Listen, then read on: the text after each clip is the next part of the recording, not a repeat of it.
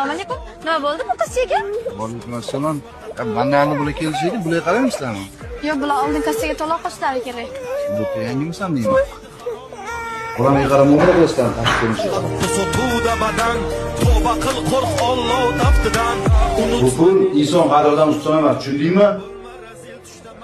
Do'stim, ham pulni oling. Yo'q, kerak emas aka. Pul qo'lga kira.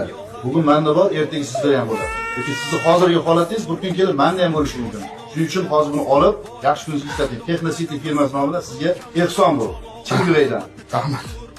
Sen bugundan boshlab ishdan bo'shading, tushundingmi? Sanda kerak joyi yo'q bo'ldi. Men bu xo'jayin ukasi bo'laman. Shunchalar qimmatmi, shu pulsiz zulmatmi? Boylikning ulug' ne'matmi? Yo'qmi inson qiymati?